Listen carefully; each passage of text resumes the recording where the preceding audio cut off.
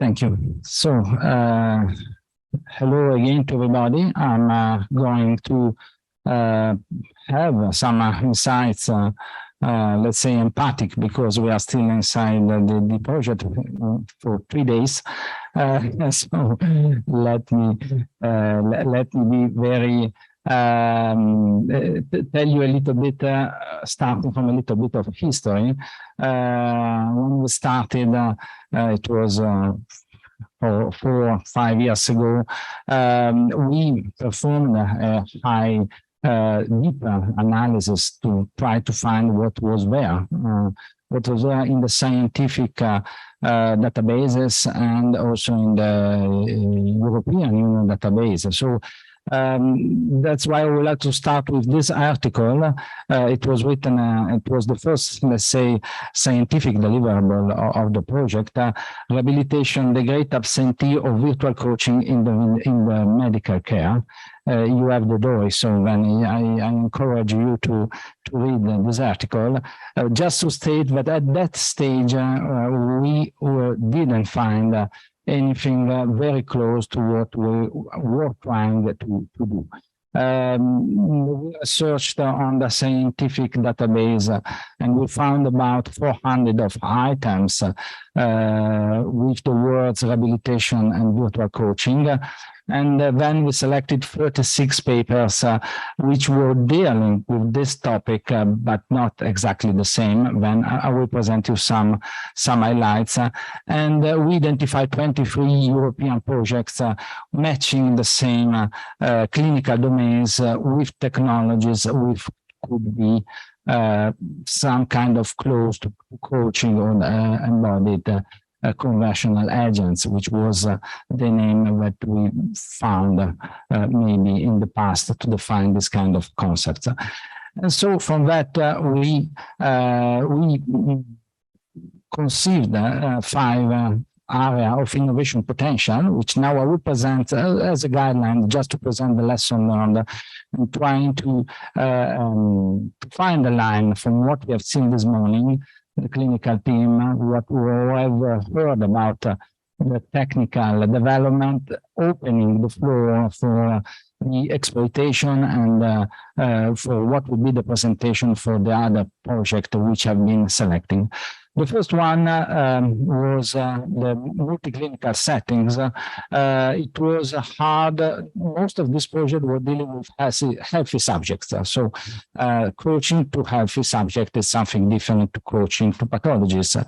And basically, it wasn't, if they were focusing on a pathology, we were selecting one specific pathology. We try to, as you have seen, to do something for pathologists. Big challenge. Continuity of care, that was something not new. We found that this concept in half of the project we selected. Secondary prevention, it was a hard topic that it's hard to define with a clinical approach. So usually prevention was conceived for healthy subjects, so primary prevention, not secondary prevention. Personalization of the care plan. We only found at that time 4 projects dealing with a dynamic adaptation of the pathways. That was another challenge. And then the perspective of the quality of life. So basically the perspective, thank you, of the randomized control trial and how they match with the result we have seen with quality of life. I anticipate on the left side, which could be my personal evaluation of how we reached these 5 dimensions. Going down in the 3rd dimension, as you have heard, we were dealing with 2 chronic disease and 2 post-acute disease. So also the kind of progress it was intended to reach at the end of the cure is completely different from these 2 kind of approaches. And honestly speaking, I have to say that yes, we've got it. We've got it because if you look to this slide, I've mapped the 21 activities I showed this morning, trying to underline which were the activity which the clinician said, yes, they can go home, and they are in black. From the other one where they said, okay, we've tested, there's a lot of research to do, better to wait before asking to the patient to be involved in this kind of activities. And the black basically is in the middle. So it stands that if an activity was selected to be pushed at home, it means that it was an activity in common from somebody else, from another pilot. This was very nice because in some way it provides synergies in between pilots, maybe also a leverage effect, and in some way the technology supported this kind of approach. And as you can see, the most of them deal with physical therapy, e-learning, cognitive training, and risk factor modification depending from the neurological field or the cardiological field. Other use cases were very interesting, like, for instance, emotion recognition. We perform it also in Denmark with trying to recognize the mood through the face recognition, the voice recognition. Quite nice, quite inspiring, but it's still far away. Second innovation potential topic, the continuity of care. As you have seen, we have reached some good results. I've selected some activities where this adherence was working well. We have to say that it worked well in neurological field than in the cardiological field, as you have heard this morning. And the best results was reached where there was more engagement. Again, engagement. Gaming provides engagement, and also learning provides engagement. In that kind of activities, the rating of the adherence score was higher. So what are the lessons learned? I wouldn't enter into details of this data. We have lots of data, and so we hope to publish a lot about these topics. But the adherence to the rehabilitation vCare program is higher. The more the patient have condition at discharge is good. Of course, we need a good compliance, but also a better healthy situation than to select patients which are in a higher stage of the pathology. And the second point of lesson learned, and to me this is very important, adherence is higher when engaging or scheduling activities are available. So on the opposite side, we have the coaching lifestyle is still on the fly.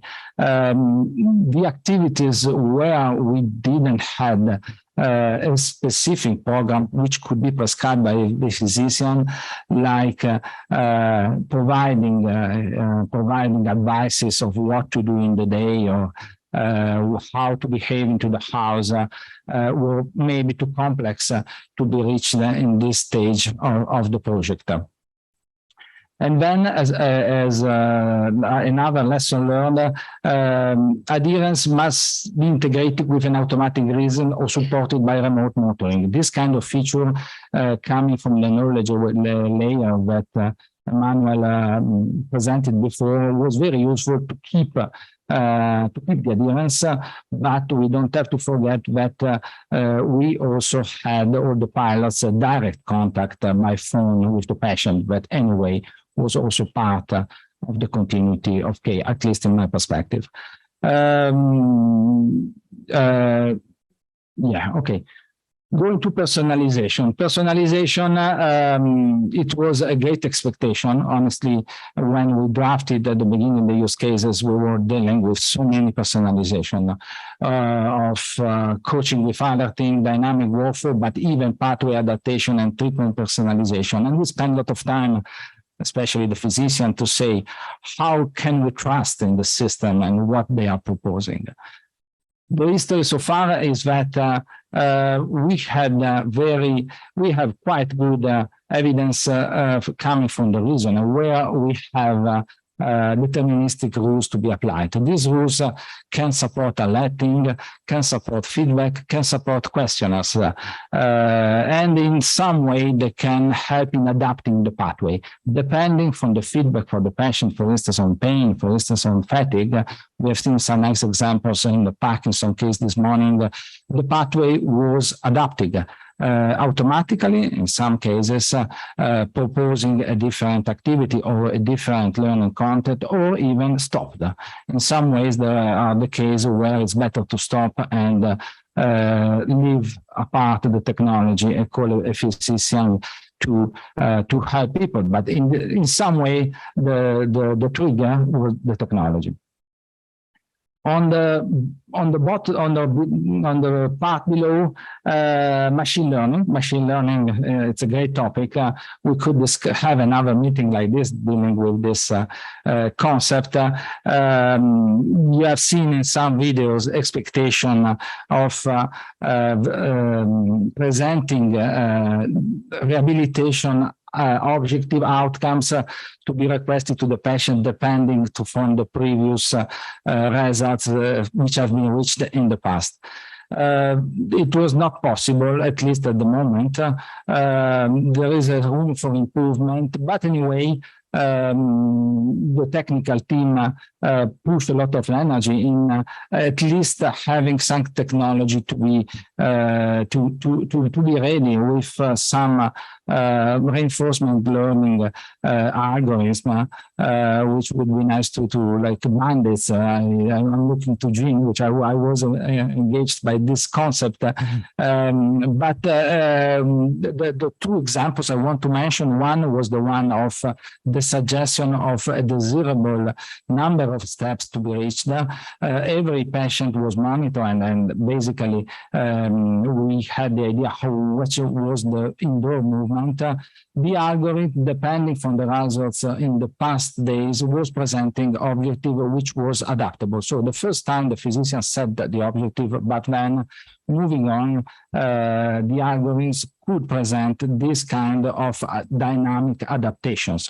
There is a room for refinement, but anyway, the technology is there. A second example I want to mention in terms of treatment personalization was in terms of proposition of e-learning contents by the avatar that was choosing, let's say, the right video depending from the liking that the patient has. Thank you.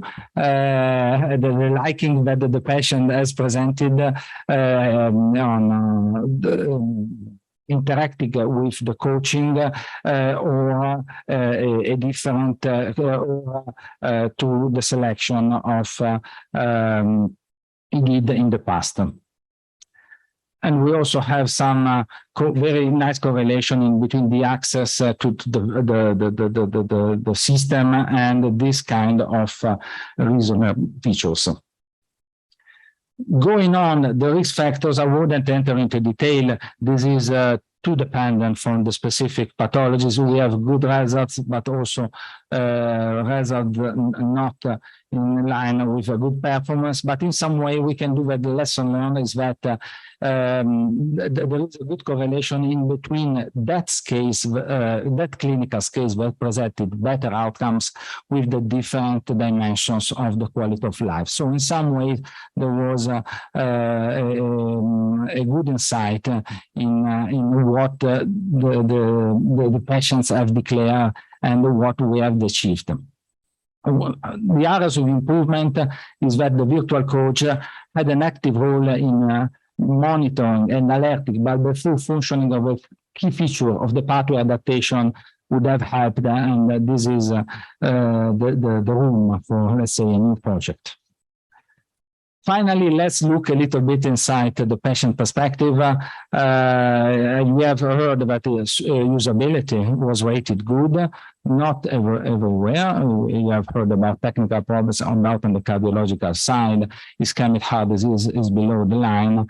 And let's say as obvious, but we assessed it in the living lab phase. The usability scale was higher than the one in the piloting.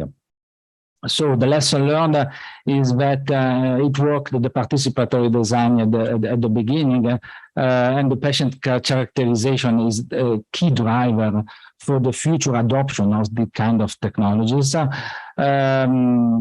Virtual coaching work better with activity where we had contents like gaming or e-learning, and less well in the activities enhanced by wearable or IoT technology. We suffered of the numbers of data that have to be integrating. And I want to mention that we forgot to test in the living lab the installation and how much demanding was the installation, and we had very big problems because we skipped this point.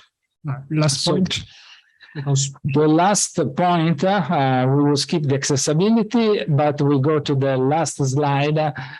From the project perspective, I want to say that the lesson learned is that from the clinical side, I will say that there was this interactive approach in between clinician and technician worked well, and this interactive stage was something that I would suggest for other projects, and we are still here close to the technical guys, so we're still friends, and that's a good side of the story. Thank you, Manuel. And as a really last point, at the beginning we were a little bit afraid, some colleagues, that maybe a virtual coach would have let's say, suppressed the therapist team. They are still there. There is still long time. Thank you to be there for the next year. So thank you. Thank you.